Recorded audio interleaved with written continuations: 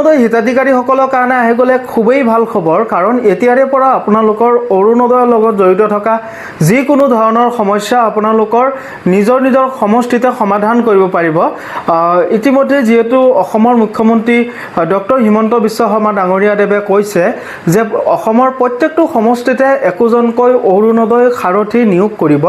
ইতিমধ্যে মই আপোনালোকক স্ক্ৰীনত দেখুৱাই আছোঁ এটি অৰ্ডাৰ কপি।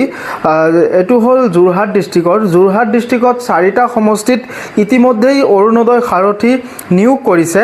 যোৰহাটত আছে গৌতম ভূঞা, মৰিয়নি সমষ্টিত আছে অকণ দাস, তেওক সমষ্টিত আছে বেদান্ত মাধৱ বৰা আৰু তিতাবৰ সমষ্টিত আছে প্ৰবাল বৰা। এই যিটো 4টা সমষ্টি আছে, এই 4টা সমষ্টিত ইতিমধ্যে অৰুণোদয় সাৰথী নিয়োগ কৰিছে।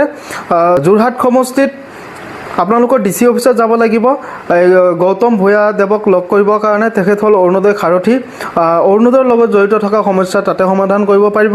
মৰিয়নি সমষ্টিত সমান্তৰালকৈ আছে অকণ দাস, CDC অফিচত আছে মৰিয়নিত, যিটো সমজিলা কাৰ্যালয় আছে তাতে যাব লাগিব।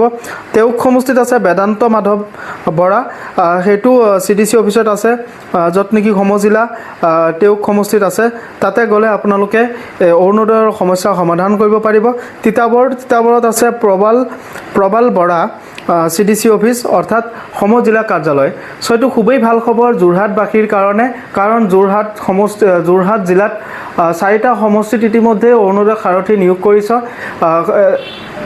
আপোনালোকেও কেইদিনমান ৱেইট কৰক। অসমৰ প্ৰত্যেকটো সমষ্টিতে একোজনকৈ অৰুণোদয় সাৰথী নিয়োগ কৰিব। মাননীয় মুখ্যমন্ত্ৰীদেৱে এই কথা ইতিমধ্যে ঘোষণা কৰিছে। চ' আপোনালোকৰ যদি এতিয়াও যোগ্য হিতাধিকাৰী আছে, অৰুণোদয় আঁচনিৰ পৰা বঞ্চিত হৈছে, তেওঁলোকে এতিয়া আবেদন কৰিব পাৰিব। চ' আপোনালোকৰ কাৰণে খুবেই ভাল খবৰ। মই গ্ৰামীণ প্ৰটেক্ট চেনেল আপোনালোকে চাই আছে, ফেচবুকত চাই আছে ফ'ল' কৰিব, আৰু যদি ইউটিউবত চাই আছে ছাবস্ক্ৰাইব কৰিব। ধন্যবাদ। জয় অসম।